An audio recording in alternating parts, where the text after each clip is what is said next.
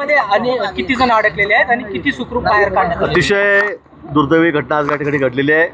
अतिवृष्टीमुळे गेल्या जवळपास 30-35 तासामध्ये जो 600 मिलीमीटर पाऊस पडायची माहिती मिळाली त्या ठिकाणी झालेला आहे. आणि त्यामुळे कधी अपेक्षाही केली नसेल आपण, म्हणजे विचारही मनात आला नसेल अशा पद्धतीने या कचरा डेपोमध्ये सगळं पाणी शिरलं आणि त्यामुळे तो सगळा कचरा वाहून आला आणि एवढी मोठी इमारत म्हणजे पत्त्यासारखी त्या ठिकाणी खाली पडलेली आहे.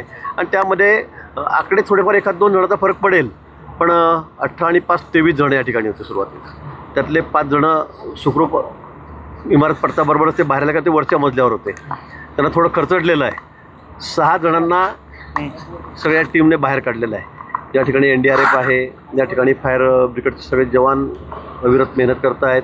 SDRF आहे, या ठिकाणी सेनेचे जवानांना या ठिकाणी बोलवलेलं आहे. सगळं युद्धपातळीवर काम चाललेलं आहे आणि त्यांनी 6 लोकांना बाहेर काढलं, म्हणजे 6 आणि 5 11 झाले 23 पैकी. आता 3 लोकांना फायर ब्रिगेडचे जवान आहेत, ते खाली जाऊन तिथे थोडं होल केलेलं आहे आणि त्यातून जाऊन त्यांचा संपर्क झाला.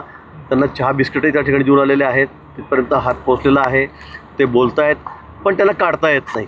काढता येत यासाठी की त्या ठिकाणी जो मलबा पडलेला आहे तो त्यांच्या पायावर आहे.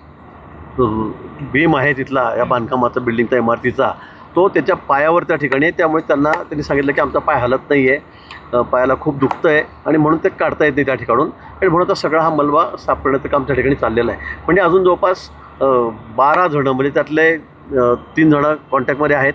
अजून खालून 3 ते 4 जणं बोलत आहेत, आवाज त्यांचा येतो आहे, पण आपण तर अजून तिथपर्यंत आपण पोचलो नाही, म्हणजे आपल्याला ते दिसलेले नाही आहेत.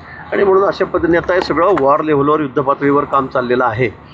काही करून आता, कारण शेवटी तिथेही लिमिटेशन आहे, सगळ्या मशीन एकदम पासर लागू शकत नाही.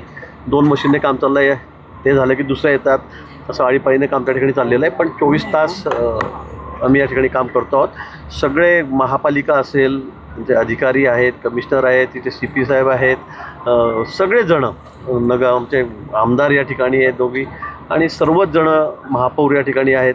सगळेजणं या ठिकाणी थांबलेले आहेत. पण शेवटी जागा कमी आहे आणि सावकाश काम करावं लागणार आहे. एखाद्या वेळेला JCB पोकलॅनचा धक्का वगैरे लागला कुठे आणि इमारत पुन्हा खाली आली तर आतमध्ये आपल्याला एक माणसाचा जीव हा महत्त्वाचा आहे.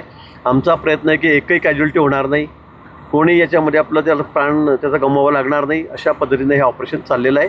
थोडा वेळ लागेल, सकाळपर्यंत चालेल, पण मला वाटतं की सगळे सुखरूप बाहेर येतील. सर, हिंदीमध्ये